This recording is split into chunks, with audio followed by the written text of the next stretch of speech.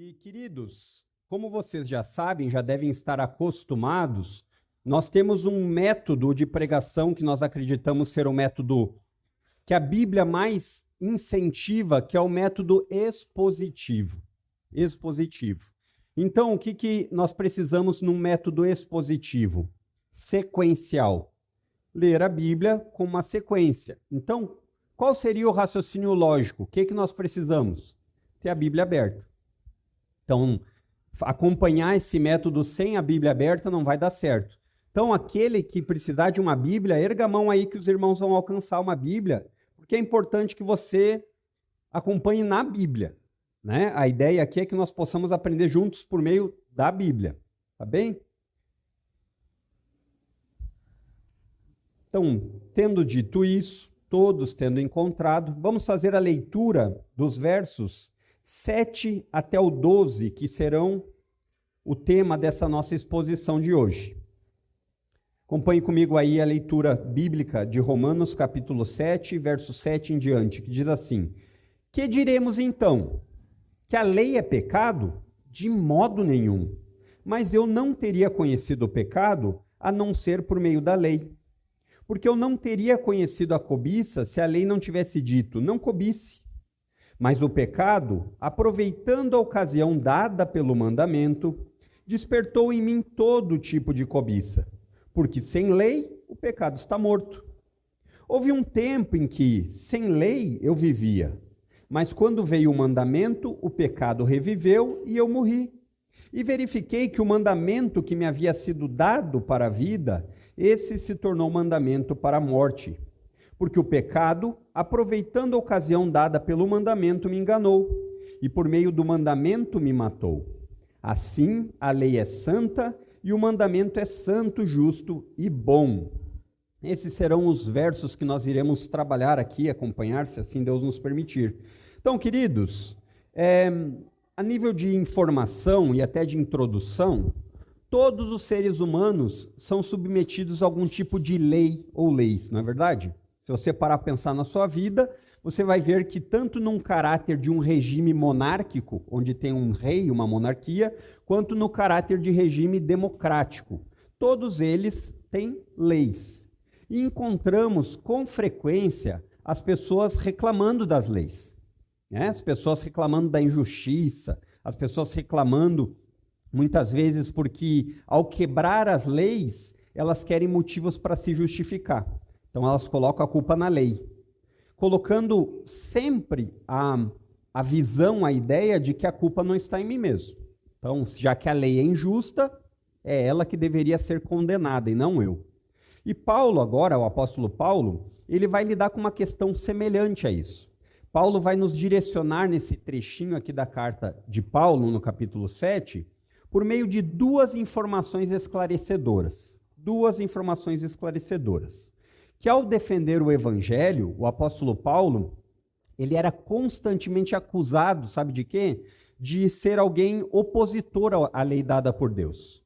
Então, Paulo, ao proclamar a mensagem do evangelho, ele era acusado, olha, ele é contra a lei de Moisés. Ele é contra aquilo que Deus deixou escrito. No entanto, Paulo aqui, ele vai trazer duas informações esclarecedoras a esse respeito. E o meu objetivo aqui essa manhã é que você possa entender que o problema, a culpa, está em você e nunca em Deus. Então, em primeiro lugar, vamos trabalhar aqui identificando nesse texto que o problema não está na lei. Olha o verso 7 aí que ele diz, começa dizendo, parte A do verso 7. Que diremos então? Que a lei é pecado? De modo nenhum. Paulo deixa bastante clara essa informação, né? O texto parece deixar claro. E pule lá para o verso 12, que ele faz o fechamento do que ele está dizendo nesse verso 7. O verso 7 começa ele dizendo assim, que diremos então? A lei é pecado? De modo nenhum. Aí ele diz no verso 12, assim a lei é santa, o mandamento é santo, justo e bom. Então essa é a ideia do primeiro ponto aqui da informação esclarecedora. E antes de entrarmos nesse texto propriamente, talvez seja necessário recapitular aqui o que Paulo quer dizer com lei, né? A palavra lei na Bíblia, ela se refere a diversos temas. Pode ser o mandamento geral de Deus como um mandamento, pode ser a palavra de Deus como um todo, pode ser os escritos da Bíblia, ou, de uma maneira mais específica, pode estar se referindo à lei de Moisés, que é encontrada especialmente no Pentateuco, os 5 primeiros livros da Bíblia. E é exatamente esse último uso que Paulo está fazendo aqui. E a proposta do apóstolo Paulo é voltar a falar de um tema, a lei, que ele já falou no capítulo 6 de raspão. Se você voltar aí rapidinho no capítulo 6, no verso 14, você vai ver o que Paulo fala a respeito disso. Ele diz assim, ó, verso 14, ele diz: porque o pecado não terá domínio sobre vocês, pois vocês não estão debaixo da lei, e sim da graça. Mas Paulo, no capítulo 6, ele não volta a explicar detalhadamente a ideia da lei, de como a lei se relaciona com o cristão. E agora ele vai falar justamente sobre isso, de que nós não vivemos mais pela lei, sim pela graça de Deus, mas ele vai tratar com mais profundidade. Você percebe pelo comecinho do verso 7, ele diz assim: a lei é pecado? Né? Não é isso que ele diz no verso 7? Porque Paulo já havia sido acusado, especialmente pelo povo judeu, de ser alguém antinomista. O que é isso? É uma pessoa que vive sem lei. Então Paulo com frequência ensinava para o evangelho a exclusividade de salvação em Jesus Cristo, e ele afirmava, inclusive ele já afirmou nos versos de 1 a 6 aqui, que foi o que nós lemos na pregação passada, que a lei não tem poder para dar vida ou para dar salvação. Ele falou ali que é necessário morrer para a lei. Então você imagina um judeu que tem na lei todos os seus padrões de viver e escutar uma coisa dessa. Paulo também afirmou aqui na sua carta que ninguém vai ser considerado justo diante de Deus por obedecer à lei. Então, em outras palavras, se você está acompanhando o raciocínio e tentando pensar como alguém que coloca na lei, nesses mandamentos, um padrão a ser seguido, você escuta e diz assim: está falando mal da lei. Está falando mal da lei. Tem um padrão, soa ao nosso ouvido algo negativo. E talvez seja exatamente esse o ponto dos leitores de Paulo. Então, o leitor talvez estivesse lendo e pensando assim: mas então para que serve a lei de Deus? Paulo está dele lascar a lenha na lei, dizendo que a lei mostra condenação, a lei mostra nossa incapacidade. E se Deus sabia que a lei não tinha poder para dar vida e santidade, então a lei é inútil.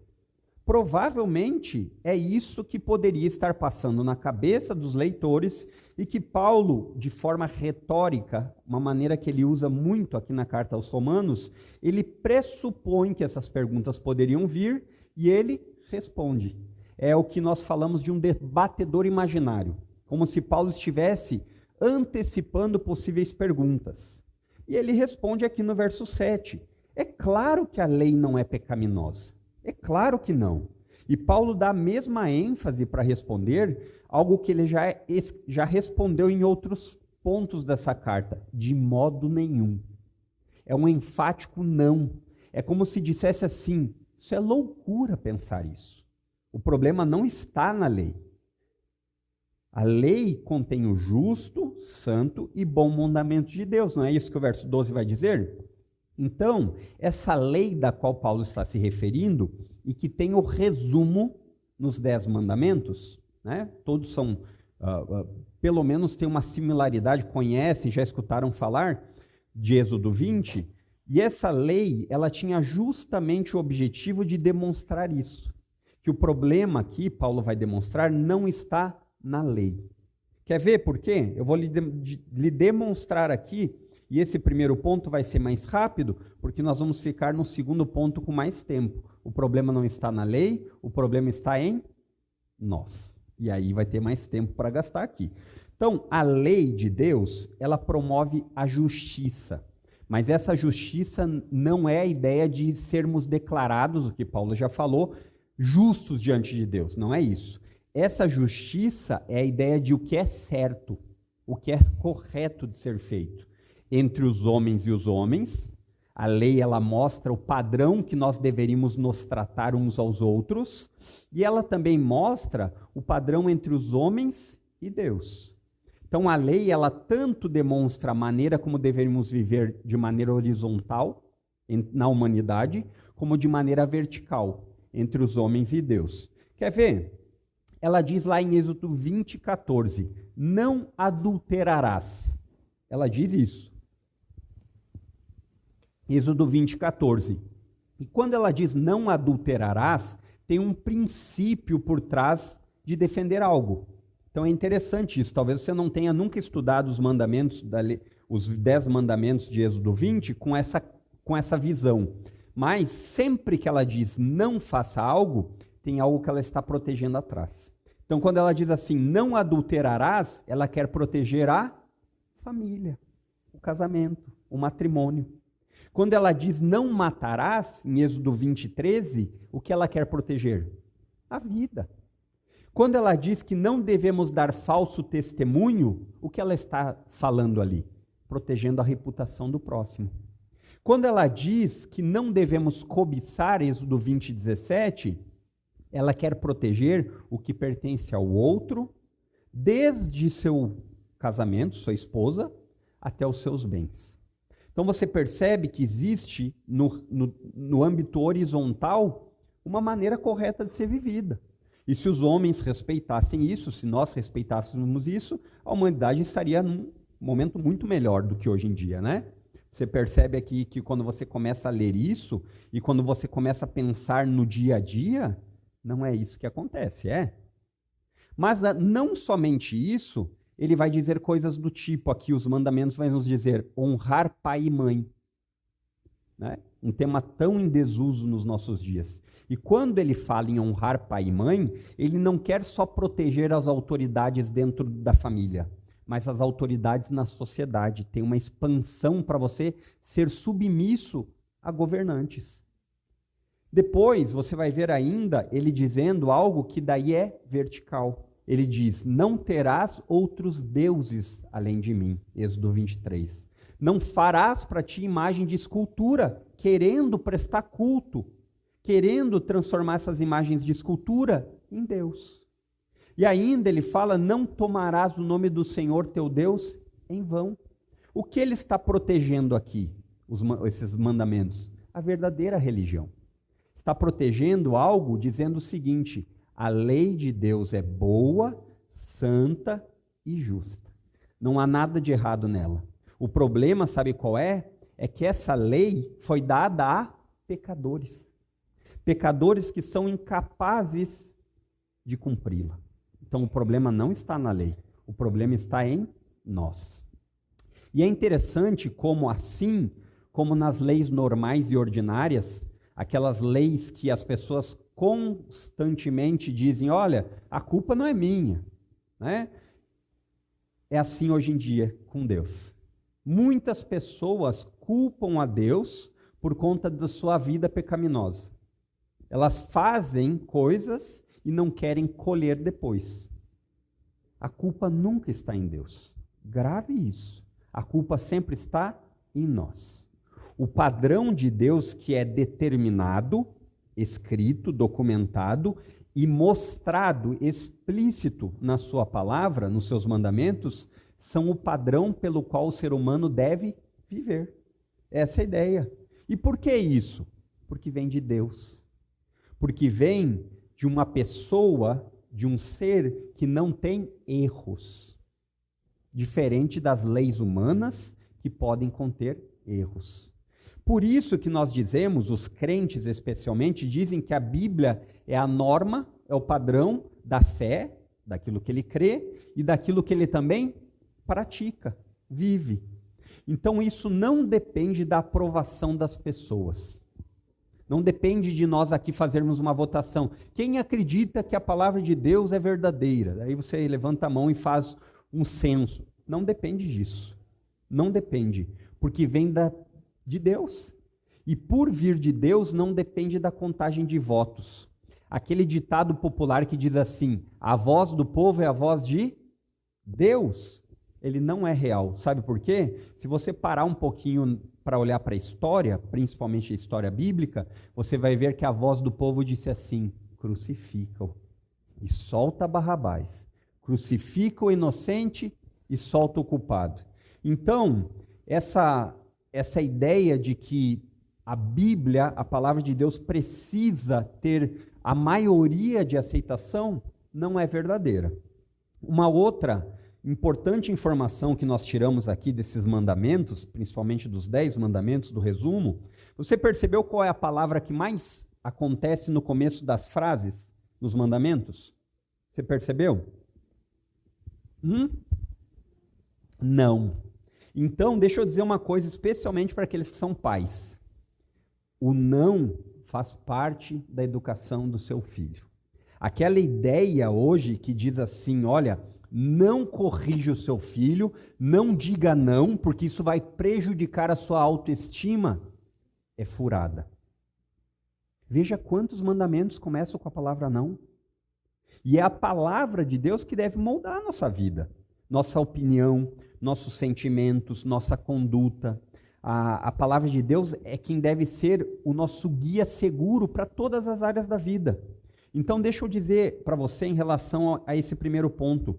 O problema não está na palavra de Deus, não está na lei de Deus, está em nós. Então, cresça em conhecimento da palavra de Deus. Aproveite os recursos, os benefícios que nós temos. Nós temos pelo menos umas 6 versões para ler a Bíblia. Mas eu acho a Almeida Revista e Corrigida muito antiga, é difícil. Você tem várias versões. Você não tem desculpa para não ler a Bíblia. Ainda assim, deixa eu dizer outra coisa, você precisa reservar tempo. Ninguém aprende algo ou fica sábio em alguma coisa se não dedicar tempo. Você precisa reservar tempo para isso. Crie um plano de leitura bíblico. A igreja, nós juntos aqui cultuamos a Deus e a igreja está aqui para lhe ajudar nisso. Então aproveite isso. Não negligencie o culto público. Muitas vezes a vida nossa é corrida, eu sei disso, ainda mais nos nossos dias. Então, muitas vezes, o trabalho do pastor vai ser facilitar as coisas para você. E aí, quando você negligencia esse culto público, você está dizendo assim, eu não arranjo tempo para ler a Bíblia e eu nem valorizo o culto público. Parece que isso é uma postura de alguém que dá valor a uma lei que é santa, pura, justa e boa. Então lembre-se, em primeiro lugar, o problema não está na lei, mas em nós. Então, em segundo lugar, e não se anime muito por ter sido rápido, porque esse segundo ponto vai longe. Inclusive, falei para o pastor que tem mais 2 páginas e hoje é verdade, tá? As outras vezes eu faço brincadeiras, digo, vai ir longe, vai mesmo. Mas é importante, por quê? Porque agora, esse segundo ponto, para explicar que o problema está em nossa natureza humana pecaminosa, Paulo vai explicar. E você deve perceber aí que ele diz assim, olha, embora a lei não seja o problema, Paulo faz questão de demonstrar isso, mas ele vai demonstrar que a lei não é capaz de oferecer salvação. Ou, em outras palavras, resolver o problema da nossa natureza humana pecaminosa. Seria o equivalente aqui, Paulo dizer nos nossos dias, você não vai conseguir se salvar por meio das suas boas obras. Você não vai conseguir se salvar por meio de uma prática, de um ritual que você faz constantemente vindo aos domingos na igreja, se não houver uma mudança na natureza pecaminosa. Então, Paulo fala isso e fala no verso 14, inclusive, se você tiver com sua Bíblia, você vai ver, ele diz assim, a lei de Deus é espiritual. O problema não está nela, mas o homem não é. Porque a natureza humana está corrompida pelo pecado. Quando a gente vai fazer a exposição sequencial de um livro, tem textos que a gente queria pular, porque são mais difíceis de explicar, e o capítulo 7 é isso. Embora até aqui esteja parecendo muito fácil, o capítulo 7, ele é um capítulo bastante difícil por conta de possíveis interpretações para esse capítulo. Mas o que eu quero que você grave, e isso não é difícil de entender como um todo no capítulo 7, é que Paulo ele tem uma sequência que ele está demonstrando. No capítulo 6, ele fala que nós somos livres do domínio do pecado. Em Cristo, nós não somos mais escravos do pecado. E agora, no capítulo 7, Paulo volta para falar que em Cristo nós somos livres do domínio da lei. Em outras palavras, nós não estamos sujeitos à lei para sermos salvos. Esse é o contexto, tá? Então, se nós lembrarmos desse contexto, a leitura fica um pouco mais fácil. Mas as dificuldades aqui nesse trecho, e eu diria que nem são as piores, as próximas pregações vão ficar mais difíceis, seguem por conta de duas características aqui. Em primeiro lugar, se você olhar aí o texto como um todo, você vai perceber que todas as atitudes que Paulo cita para com o pecado, para com a lei, estão no passado. Então, Paulo ele vai falar aqui, porque eu não teria conhecido. Paulo vai dizer assim, despertou em mim. Ele vai dizer, houve um tempo em que eu vivia sem lei. Então, você percebe que ele está falando de termos no passado. Então, a dificuldade aqui, a primeira dificuldade é, quando isso aconteceu? Quando Paulo vivia sem conhecer o pecado? Quando Paulo, verso 7, quando Paulo vivia sem conhecer a lei, verso 9? Quando Paulo viu que o pecado matou, verso 11? Essa é a primeira dificuldade. Talvez numa leitura corriqueira você passa batido e nem pensa nisso. Mas essa é a tarefa de um texto exposto. Nós precisamos entender o texto. A segunda dificuldade é que você deve perceber aí que Paulo fala várias vezes eu, mim, me, primeira pessoa do singular. E aí a pergunta e a dificuldade é, a quem Paulo está se referindo? É ele mesmo? Em que época ele mesmo viveu sem essa lei, verso 9? Essa é a segunda dificuldade. Então percebeu? Primeira, quando, e a segunda, quem é. Então, para tentar explicar isso de uma maneira harmoniosa, várias interpretações têm sido feitas ao longo da história. E eu adoto aquela que eu acredito que será mais simples e a que mais se harmoniza com essas duas respostas. Quando e quem? E lembrando aqui que o contexto para responder isso deve sempre partir do texto.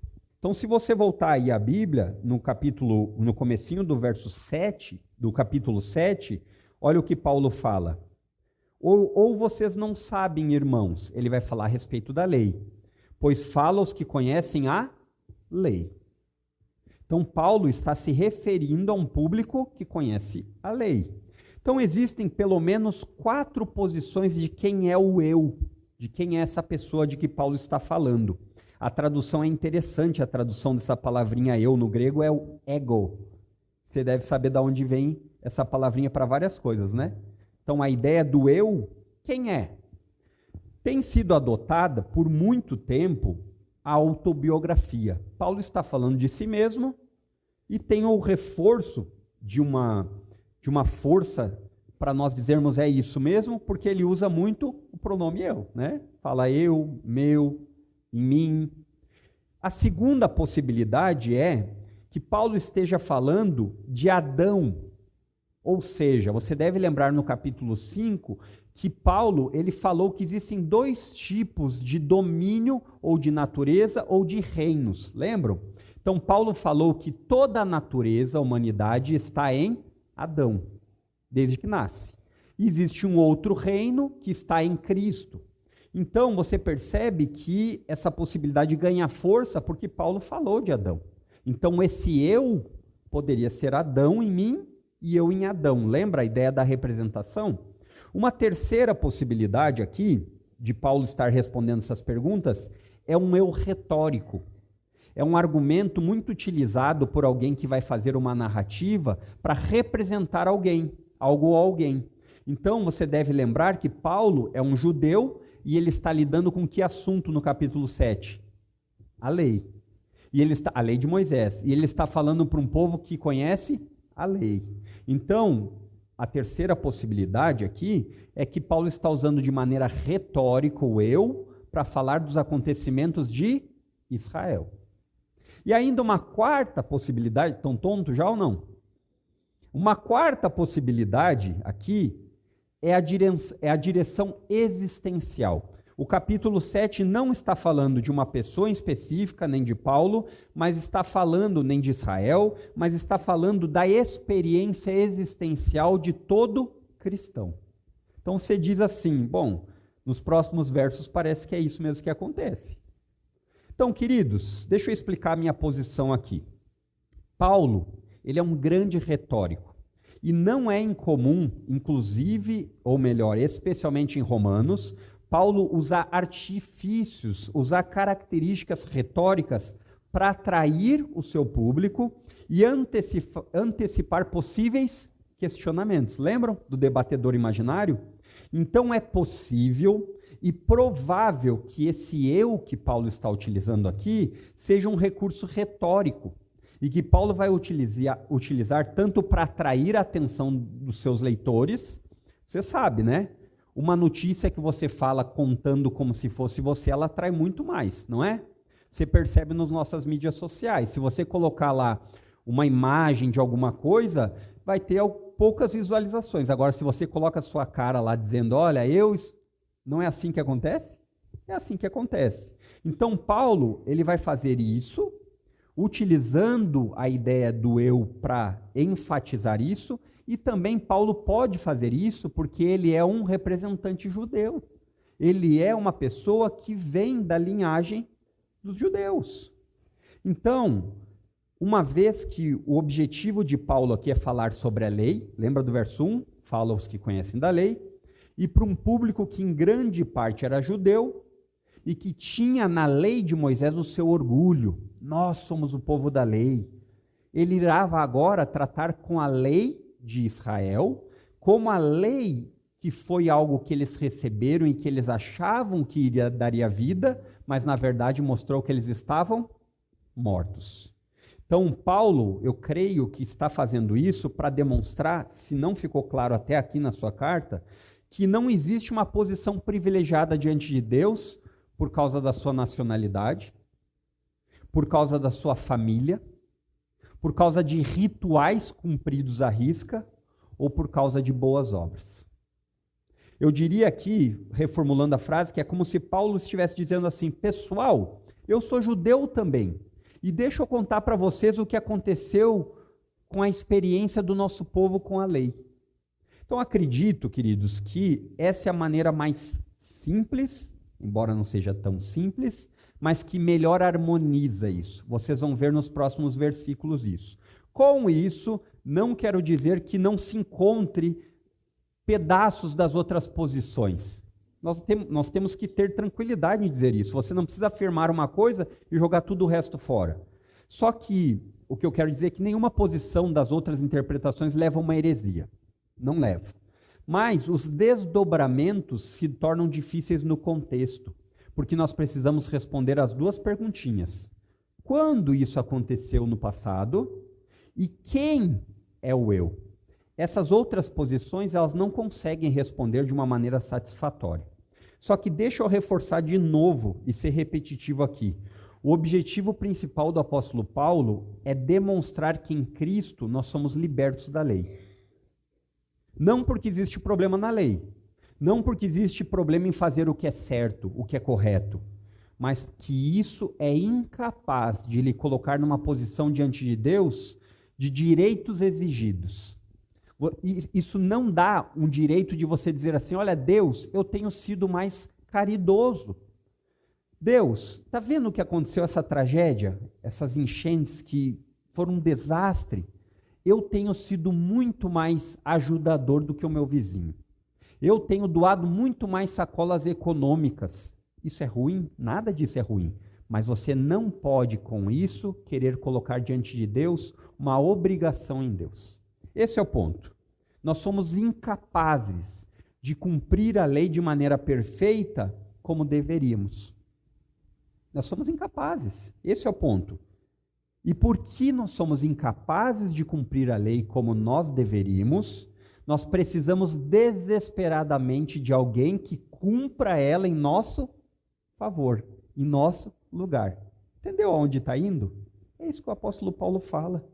Só existe uma pessoa que cumpriu a lei perfeitamente e que pode, em seu favor e em seu lugar, pagar esse preço. E esse alguém é Jesus Cristo. Esse é o contexto que nós precisamos sempre lembrar. Certo? Então, Paulo vai responder por meio de 3 respostas que o problema não está na lei, mas está em nossa natureza humana pecaminosa. É como se ele dissesse assim: que diremos então? A lei é pecado? De modo nenhum. De modo nenhum. Aí ele diz, parte B do verso 7, mas eu não teria conhecido o pecado a não ser por meio da lei, porque eu não teria conhecido a cobiça se a lei não tivesse dito não cobice. Paulo quer demonstrar aqui que a lei mostra e condena o pecado. A lei faz isso. Então, em primeiro lugar, na sua resposta, o pecado é exposto pela lei. O pecado fica claro, ele não tem como se esconder diante da lei. Então, Paulo está demonstrando que a lei, ela faz isso ao demonstrar as proibições e condenações. A ideia seria que você pode dirigir em uma estrada em alta velocidade. E essa estrada não permite. Mas uma vez que você viu uma placa, proibido passar de 100 km por hora, ou velocidade permitida 100 km por hora, você se tornou agora culpado e consciente disso. Existe uma ligação mais profunda entre conhecimento e culpa. Percebeu? É a lei de Deus que define o pecado. E talvez a pergunta que você faria é: o que é pecado? A definição de pecado é qualquer falta de conformidade ou qualquer transgressão da lei. Qualquer desobediência ou qualquer ir longe demais com relação ao que Deus diz é pecado. Então, embora Paulo já tenha deixado claro, irmãos, lá no capítulo 1, de que todos são condenáveis diante de Deus, porque a revelação geral, a sua criação, tudo aquilo que Deus fez, já acusa as pessoas de não atribuírem a Deus. Romanos capítulo 1, verso 19 e 20. É o nome de revelação geral. Ela serve como um acusador. Mas é na revelação especial, na lei, que a condenação é redigida. Que os mandamentos ficam claros, com uma declaração de culpado no tribunal. Essa é a ideia. Então, eu tenho tido muitas ilustrações, por causa que o Rafael crescendo é fácil as ilustrações, ainda mais quando é lei e pecado. Então, seria equivalente, eu com frequência digo assim: Rafael, cuidado, não sobe aí que você vai cair. O perigo já existia antes de eu dizer? Já. A consequência já existia antes de eu dizer para ele? Já. Mas se ele cair e ele tiver a consequência, eu vou dizer assim: eu te avisei. É assim que a lei faz. A lei, ela desvenda e ela avisa. Então, por meio do conhecimento, nos tornamos cada vez mais indesculpáveis. E não entenda errado. Esse já foi o meu raciocínio. Então, se a lei, o Paulo está dizendo aqui, olha, se a lei é que explica, eu vou continuar ignorante, né? Melhor não saber de nada. Não. A ignorância não gera absolvição. É igual você estar dirigindo, passar numa sinaleira com o sinal fechado, vermelho, e você achar que não vai receber a multa. Ela vai vir ou não? Vai. A ignorância não gera absolvição. Mas ao saber das regras, que a sinaleira estava ali, aquilo que já era condenável se torna ainda mais robusto. Se torna ainda mais indesculpável. Então, deixa eu dizer uma coisa aqui para vocês. Vir de uma maneira ritual na igreja, nos domingos e nas quartas-feiras, e ficar comendo mosca, sabe o que é comendo mosca? Quando será que termina? Domingo às vezes acontece isso por causa de ceia, tem cheiro de comida, né? Olha, isso só aumenta a condenação. Porque quanto mais é dado, mais indesculpável você se torna. E o apóstolo Paulo aqui, ele vai citar qual mandamento? O último dos 10. Porque justamente esse é o que atingiu em cheio Israel.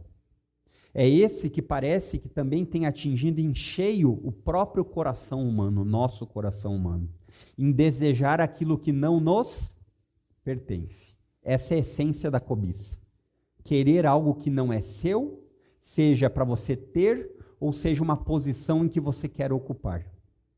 E acredito que Paulo, ele enfatiza isso, porque é na cobiça que todos os outros são desdobrados, os pecados.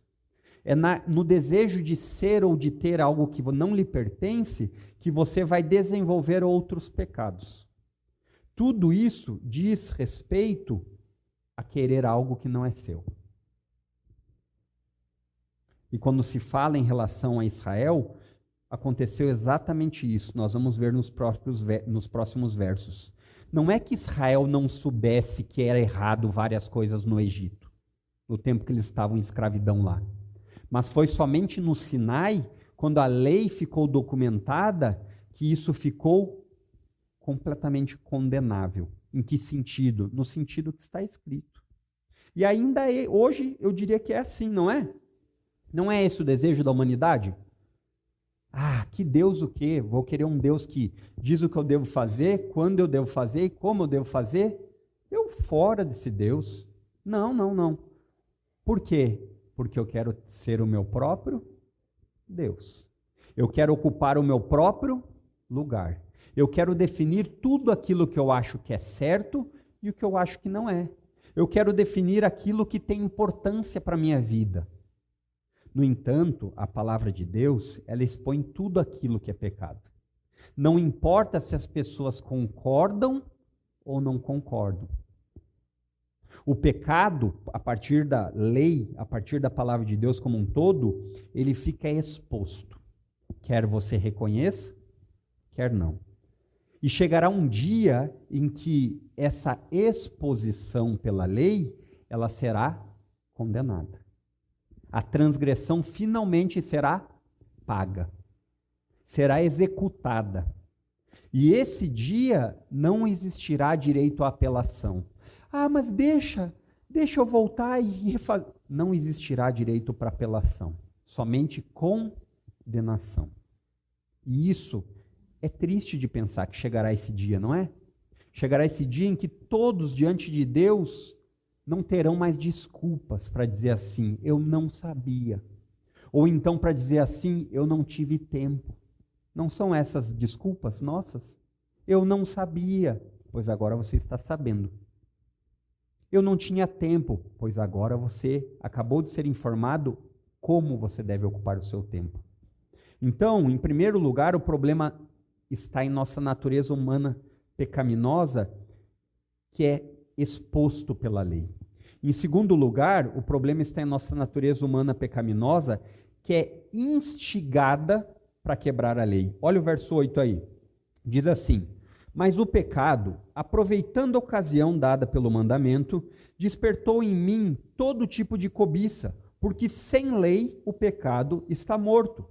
Paulo, ele continua a argumentação de que, embora a culpa não está na lei, seria como se o verso 7 começasse de novo. A lei é pecado? De modo nenhum. Mas a lei desperta todo tipo de desejo de quebrá-la. Interessante isso, né? Então não é que a nação de Israel, voltando aqui de novo, não soubesse que era errado roubar. Eles sabiam. Não que eles não pudessem perceber, no tempo que eles ficaram em escravidão no Egito, o problema que estava no seu coração. Todo mundo percebe. Todo mundo percebe. A questão é que chega um momento em que isso não tem mais como ser desculpado. Todo mundo percebe o seu egoísmo, todo mundo percebe o desejo, muitas vezes, que tem de passar por cima dos outros para alcançar um poder e um status. O problema é quando as nossas autojustificativas caem por terra. Foi exatamente o que aconteceu com a narrativa de Paulo a respeito de Israel. Chegou um momento em que a lei foi dada e que a condenação que vem por meio dessa lei ao não cumpri-la ficou evidente, ficou clara. Nós poderíamos dizer aqui que talvez Paulo estivesse pensando a respeito de um velho ditado sobre frutos proibidos. Conhece essa história dos frutos proibidos? Porque os frutos proibidos são sempre os mais desejosos à vista. Você pode até nem estar com tanta fome, mas você quer ele pelo desejo de tê-lo. E embora isso se encaixe exatamente com o que aconteceu lá no Jardim, no Éden, naquele evento histórico que aconteceu na humanidade e que mudou completamente a história da humanidade, me parece que Paulo está falando, lembrando da história de Israel. E se você conhece um pouquinho da história de Israel, se você ler os 5 primeiros livros da Bíblia, Gênesis, Êxodo, Levítico, Deuteronômio e Números, você vai entender do que Paulo está falando. Porque vários mandamentos foram sendo dados, e a partir dos mandamentos dados, o que se esperava? Vida. Você sabe o que deve fazer, cumpra. Mas rapidamente não é isso que nós vemos. Êxodo 24 diz assim: não faça para ti nenhuma imagem de escultura para adorar como se fosse Deus. Não faça algo imaginando o que está nos céus ou debaixo dos céus. Não faça isso, porque eu sou o único Deus. Aí, se você segue um pouquinho o livro de Êxodo, você chega no capítulo 32 e você vê o que eles fizeram. Um bezerro de ouro para ser o próprio Deus deles. Parece aqui que fica ainda mais claro que Paulo, ao se remeter a mim, despertou em mim toda a cobiça, Paulo está falando justamente dos exemplos de Israel, da ideia do que Israel passou e que fica mais reforçado ainda pelo uso que Paulo fala aqui, que houve um tempo que eu estava sem lei. Ele diz no verso 9, houve um tempo em que sem lei eu vivia. Paulo diz isso. E aí a gente precisa tentar harmonizar para lembrar onde que está isso. Volte aí sua Bíblia em 5,14. Ele diz aí, capítulo 5, verso 13. Ele diz assim: porque antes de a lei ser dada, havia pecado no mundo, mas o pecado não é levado em conta quando não há lei. E ainda, o capítulo 4, verso 15, diz assim, Paulo dizendo de novo, porque a lei suscita ira, mas onde não há lei, também não há transgressão. Você percebe como se harmoniza? E em todos esses textos, a lei que Paulo está falando é a lei mosaica. E aqui fica bem claro que a ideia é, antes da lei mosaica existir, era essa relação de Israel. Era essa ideia que Israel estava tendo. Ele diz assim, o verso 8, parte B, porque sem lei o pecado está morto. Houve um tempo em que sem lei eu vivia. E eu vou falar mais a respeito disso. Você percebe como faz exatamente o sentido? Houve um tempo que Israel viveu sem lei. Mas quando a lei veio, ela demonstrou como eles não estavam vivos como eles pensavam. E não é assim que acontece. O pecado de Israel aqui, fazendo uso dos versos do capítulo 5, versos 13, 4 e 15, não é que não existia pecado, mas o pecado estava como que adormecido, com a ideia de que ele já existia, mas ele não era tão ativo, ele não era tão atraente, ele não era tão poderoso quanto se tornou depois da lei. Por quê? Porque a lei fez com que o proibido ficasse ainda mais desejoso, porque a culpa está na lei? Não, nosso coração pecaminoso. Quer ver como isso é real nos nossos dias? Isso acontece com crianças pequeninhas e com pessoas adultas. Esse despertar de todo tipo de cobiça, a palavrinha que poderia ser concupiscência, o desejo de fazer aquilo que me dá vontade, ela acontece com toda lei e proibições. Você vai numa piscina e daí tem lá uma plaquinha dizendo não dê biquinho. O que a criança quer fazer? Ou não pule. Dá o biquinho, porque ela viu a lei lá. Se não tivesse aquela informação, ela teria tanta vontade? Claro que não. Ou então, você está passeando no zoológico ou em algum lugar que tem animais e tem uma placa lá dizendo não alimente os animais. Você chega a coçar, né? Onde é que tem uma pipoquinha? Não é assim. Ou então você vai num lugar onde tem algum tipo de muro ou alguma coisa perigosa e diz assim, favor não escalar. O que é a primeira coisa que as crianças tentam fazer? Subir. E nós poderíamos ainda falar a respeito dos adultos, né? Mas fica muito claro que desde a mais tenra idade do pequenininho até o mais adulto, a lei, ela funciona como um catalisador para querer fazer o que é errado. Mas a culpa está na lei? Paulo diz, de modo nenhum. Mas essa conexão, a lei usa como, o pecado usa como uma ponte. Então, o perigo e as consequências, eles sempre existiram antes da lei, dos avisos. Mas a proibição se torna desejável para o coração pecaminoso. Percebe isso? É isso que Paulo está falando.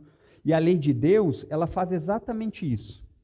Quando você olha a Escritura, você vai ver que o tema talvez mais proeminente, mais importante, chama-se exclusividade da salvação. Sabe o que quer dizer isso? Que a palavra de Deus, a Bíblia como um todo, ela fala que só existe um caminho. Ela fala que é somente em Cristo, por meio da fé, que nós somos salvos. Não existe outro caminho, não existe outra maneira, não importa o quão bondoso e caridoso você seja, não existe outro meio. Aí parece-me que faz sentido, quando nós olhamos isso, dizer que o meu coração pecaminoso diz assim, mas eu tenho outro jeito. Eu tenho um atalho que é mais fácil. Eu tenho um caminho que não precisa ser assim. Não é só por Jesus. Existem outros meios. Não é verdade? Quando eu falo isso, você não se familiariza com os nossos dias? Quando eu falo isso, você não pensa na quantidade de religiões que existem, cada uma querendo propor um meio de salvação diferente? Tudo isso porque a partir do que a palavra de Deus expõe, o coração pecaminoso não quer obedecer.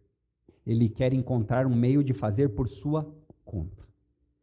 E deixa eu dizer uma coisa que é importante que você saiba. Nós somos seres humanos. E uma das coisas que mais motiva a nossa vida, e ela está meio ligada, é o prazer e a felicidade. E isso não está errado. Não é errado querer ter prazer e felicidade. Mas existe um tipo de prazer e de felicidade que vem do pecado. E ele não vale a pena. Ele não vale a pena. Esse desejo de transgredir a lei de Deus para afirmar que você está no controle, que você é seu próprio Deus, é furada. É um engano. Foi exatamente esse o problema no relato histórico da queda lá de Gênesis 3. O desejo, o engano de desejar algo que não deveria. A ordem era clara, olha, você tem um jardim inteiro, mas existe uma árvore que você não deve querer comer o seu fruto. Apenas essa. E a sugestão do prazer pecaminoso é qual? Coma, porque o dia que você comer desse fruto, você vai se tornar como Deus. O problema é que, diferente de Adão, que podia escolher não pecar, o nosso coração pecaminoso, ele está completamente inclinado para o pecado. Então, não caia nessa furada. O pecado, ele é doce ao paladar, mas dá uma dor de barriga. O pecado, ele é um enganador, porque ele promete alegria, mas ele paga com tristeza. O pecado, ele proclama liberdade, você pode fazer o que você quiser, mas ele lhe escraviza. Ele faz uma propaganda de vida, mas o seu salário é a morte. Essa ilusão do pecado, queridos, tem um preço a ser pago. E esse preço é morte eterna e condenação no inferno. Então pode parecer atraente, pode parecer legal. Ah, mas a moda está dizendo que nós devemos fazer assim. Os meus amigos jovens, eles dizem que é careta obedecer os pais.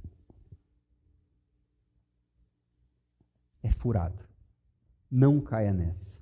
A essência do pecado, aquilo que está no seu centro, lá no meio, é a rebelião contra Deus.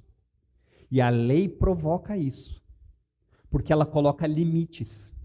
E uma vez que os limites estão estabelecidos, a nossa natureza humana deseja quebrá-los. Então, o problema não está na lei, mas em nossa natureza humana pecaminosa. O que nos leva ao terceiro ponto. A lei demonstra o nosso verdadeiro estado espiritual. Olha o verso 9 aí, diz assim: houve um tempo em que eu vivia sem lei. No entanto, quando eu tomei o conhecimento do mandamento, o pecado ganhou vida e eu morri. Assim, descobri que os mandamentos da lei, que deveriam me trazer vida, trouxeram em vez disso morte. Percebe? Paulo está falando. Então, se eu estivesse aqui partindo da interpretação de que Paulo está falando de si, a pergunta que nós faríamos é: em que momento houve um momento em que Paulo vivia sem lei? E talvez a resposta mais clara seria, mais possível seria, é o período de criança dele, antes dos 13 anos, algo que é chamado na cultura judaica de bar mitzvah, que é a ideia da iniciação da vida adulta, que é aos 13 anos. Tá vendo, gurizada? 13 anos já dá para ter muita responsabilidade. Ai, mas eu ainda sou só um bebezinho. No entanto, é nesse período, a partir dessa idade de 13 anos, que o homem ele é inserido nas cerimônias judaicas. A mulher também tem isso. No entanto, não é o mesmo nome, mas também tem essa iniciação. No entanto, isso não pode corresponder à verdade total. Por quê? Porque o judeu ele não aprendia a lei só quando chegava aos 13 anos. Assim como todo filho de crente também não deve aprender só quando vem na igreja. O papel principal sempre é da família, dos pais. É o pai e a mãe que devem instruir, que devem dar todo o conhecimento. Então, o judeu aprendia a lei em casa com os pais desde muito cedo, Deuteronômio 6:7. Lembram? Ensinando ao caminhar, ao levantar, ao deitar, essa ideia. E você também deve lembrar, mas aí você poderia dizer, um argumentador dessa posição autobiográfica diria assim: ah, mas pode ser que nesse caso de Paulo não seja assim. Poderia, se Paulo não fosse um fariseu. O fariseu era os fariseus eram a seita mais radical do judaísmo. Os maiores defensores da lei e dos seus desdobramentos radicais e rígidos. Então, uma família desse tipo, desde pequenininha, ela ia aprender a ler e a decorar. Então, parece ser seguro aqui que Paulo ele está afirmando a realidade da vida de Israel antes da lei ser dada. No tempo em que eles viviam no Egito, dizendo assim: ah, está tudo bem, não tem uma regra escrita, nós estamos vivos, nós vamos viver de uma maneira sem fazer coisas erradas, beleza. Mas aí descobre que quando a lei é dada, quando a lei é revelada, eles percebem que o estado que eles achavam que era tão bom assim, não era. Porque eles descobrem que por meio dos mandamentos de Deus, e ao não conseguir cumprir um dos mandamentos, você se torna culpado de todos. Tiago 2,10. Então não adianta dizer assim, na balança de Deus não tem assim, olha, eu fui mais bonzinho do que não. Não tem o Papai Noel aqui. Meu filhinho, você foi bonzinho esse ano. Não tem isso. Não tem esse pacotinho à escolha do freguês. Não tem. Então, ao invés da promessa de vida que a lei propunha de viverem de uma maneira justa e correta, eles descobriram por meio da lei que eles eram incapazes de fazer. Sendo assim, eles estavam todos mortos espiritualmente. Não porque o problema esteja em obedecer. Nota?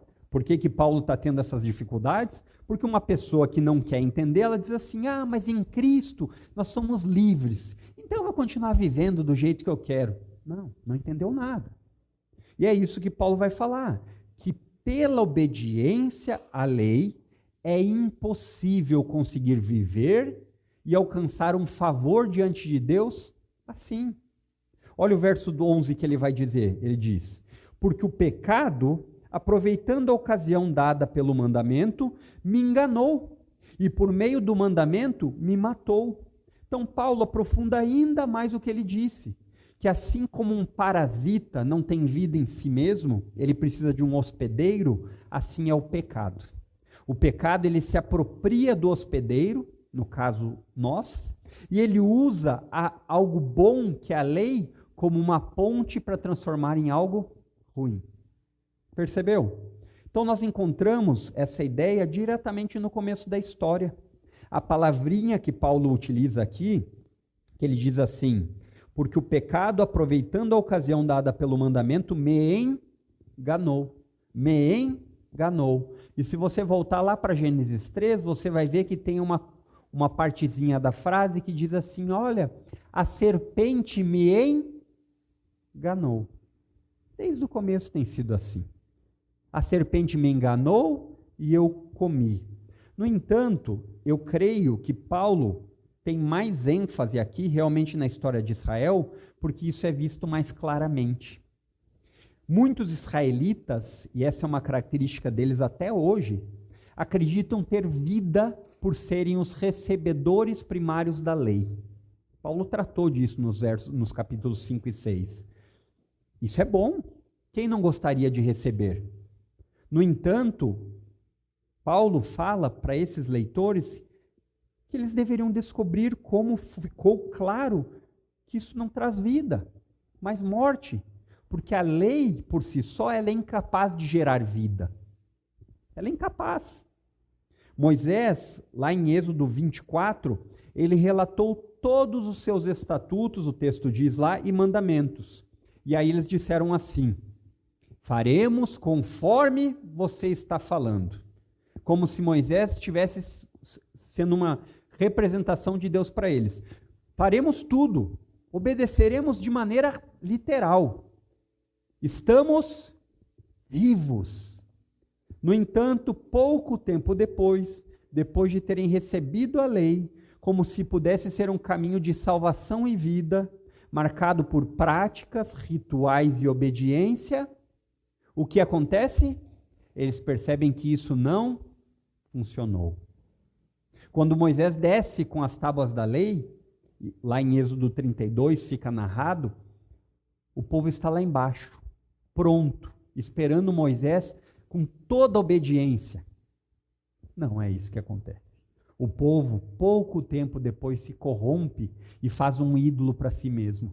Faz um Deus de ouro. E aí a desculpa deles é assim: nós jogamos tudo isso no fogo e saiu, não foi culpa nossa. O resto da história da nação de Israel, nesse período especificamente, é marcado por adultério, idolatria, imoralidade, murmuração, rebelião. Um povo que recebeu a lei. A tal ponto que esse povo não entrou na terra prometida. Morreram todos no deserto, com exceção de 2. Aquilo que deveria trazer vida nos matou. Pensando que estavam vivos, aprenderam que não estavam. É isso que Paulo traz à luz aqui. Então, Paulo quer demonstrar que suas tentativas de viver pela lei só geraram morte. Não porque o ato de obedecer seja algo errado ou merecedor de morte, mas porque é impossível cumprir todos os mandamentos. E assim acontece nos nossos dias também. As pessoas caminham, vão trabalhar, têm os seus relacionamentos matrimoniais, vão para a escola achando que estão vivas, mas na verdade elas estão mortas. E quanto mais elas tentam alcançar algum tipo de favor ou perdão por meio das suas obras, mais condenadas elas se tornam. Infelizmente, quanto mais deveriam perceber que isso não foi suficiente, as pessoas não percebem. Elas continuam pedalando nos seus próprios erros e voltando aos mesmos erros e aos mesmos erros. Porque, queridos, se você desobedecer um dos mandamentos, você é condenado por todos. E também nós percebemos nos nossos dias como essa ponte que Paulo fala sobre o pecado se aproveitar de algo bom, que é a lei, acontece também hoje. O pecado transforma coisas boas em algo ruim. caridade, cuidado pessoal com aparência, lazer e até mesmo trabalho. Coisas boas em sua essência, mas que rapidamente podem se tornar pecaminosas. Quer ver? Caridade, quando você dá para ser reconhecido. Então você dá as coisas, você faz isso, mas você espera que tenha depois lá uma mensagem dizendo assim: gostaria de agradecer ao pastor Adriano pela grande ajuda que ele deu ao doar tal coisa para a igreja. Transformou a caridade em algo ruim. Ou então, quando você faz a ideia do cuidado pessoal com aparência, e aqui, infelizmente, as mulheres são as maiores afetadas, né? Não que o homem não deva se cuidar, né? Deve, mas pega mais para a mulher. Então é errado a mulher querer andar bonita, cabelo pintado, maquiagem? Claro que não. Mas isso rapidamente se torna um ídolo. E ela não consegue mais sair de casa sem ficar 3 horas na frente do espelho. Né? Não acontece isso? Ou então, olha que curioso, o trabalho. Algo digno, necessário, que tem desde antes da queda. Então, preguiçoso de plantão, no céu você não vai ficar lá tocando harpa como um anjinho gordo. Não é assim. Trabalho existe, sempre existiu. Então você pega o trabalho que é algo bom e muitas vezes com o pretexto de ser bom para sua família, você fica trabalhando, homem, e não dá atenção para os seus filhos. Deixa a sua esposa sozinha em casa. Percebeu quando o trabalho se torna algo ruim? Quando você, em prol de trazer o suposto conforto e toda a necessidade que não é errado, você abandona aquilo que é principal, que é a família. Acontece, percebe? Então, o erro de Israel foi achar que toda a obediência deles, a prática de rituais ou a sua descendência traziam vida. Então, eu sou filho da família do fulano de tal. Sinto muito. A salvação é individual. E a lei provou para Israel que eles não estavam vivos, que eles estavam mortos. A lei deveria trazer a Israel a capacidade de entender que o pecado fica exposto, evidente, e que demonstra morte. E nós também deveríamos perceber isso por meio dos mandamentos de Deus. De olhar essas coisas e dizer assim: eu não tenho como me salvar. Tudo até então que eu achava que eu fazia para alcançar esse favor diante de Deus é insuficiente. É insuficiente. E a principal lição aqui, chegando ao fim, que eu acredito que podemos tirar aqui desse texto é: por mais sincero, esforçado que você possa ser, você nunca vai conseguir se salvar. Por mais sincero, esforçado e dedicado, a tradição não salva. Eu faço parte da Igreja Bíblica Luz do Mundo. Isso não salva. A família não salva. Eu sou da família do pastor Adriano. Não salva. Rituais não salvam, mas eu tenho tomado a ceia, toda culto de ceia. Não salva. E a religiosidade não salva. Mas eu tenho feito, todas as vezes eu vou à igreja no domingo e na quarta, eu não falto nenhum. Isso não salva. E se você ainda não entendeu que é incapaz de se salvar por suas forças, por melhor que você as considere, saiba disso. Elas são insuficientes. E eu espero que você tenha entendido que a partir dessas informações, 2 informações esclarecedoras do apóstolo Paulo, que o problema não está na lei e nem em Deus, mas em você. E tendo entendido isso, o raciocínio lógico que deveria acontecer é: o que eu faço então? Eu estou perdido. Eu não tenho como me salvar. Corra para aquele que pode lhe salvar. Aquele que cumpriu toda a lei de Deus de maneira perfeita. Por meio daquele que pagou o preço pelo pecado para remover a inimizade que você tinha contra Deus. E para que dessa forma você possa ser chamado de filho de Deus. O único caminho. Não existe nenhum outro. Somente Jesus. Corra para Cristo. Confie nele e viva para ele. E se você já entendeu, já sabia, já creu em Cristo, então viva para a sua glória. Agora os mandamentos não são mais pesados, porque você não os obedece para ser salvo, mas você os obedece como uma expressão de louvor, como uma expressão de alguém que foi salvo e agora quer viver para a glória de Deus. Abandone tudo aquilo que tem lhe atrapalhado. Mude seus hábitos se eles lhe atrapalham. Mude seus interesses se eles lhe atrapalham. Para que no poder do Espírito de Deus, aquele que habita em todo cristão, você possa viver para a sua glória.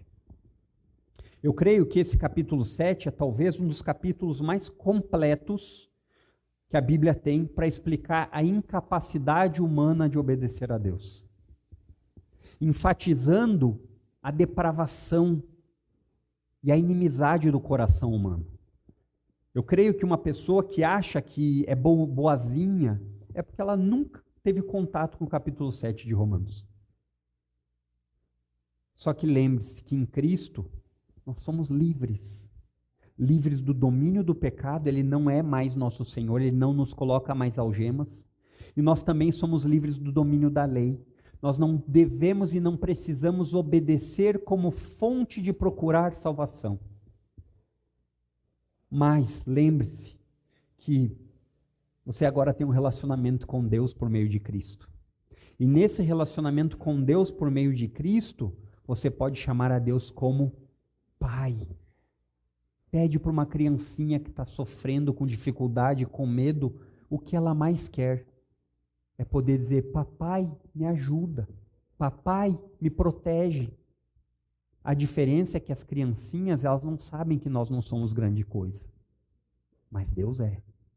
Então nós podemos, como criancinhas, nos chegar e falar: pai, me ajuda, pai, me consola, pai, me ampara, pai, me corrige, pai, me guarda.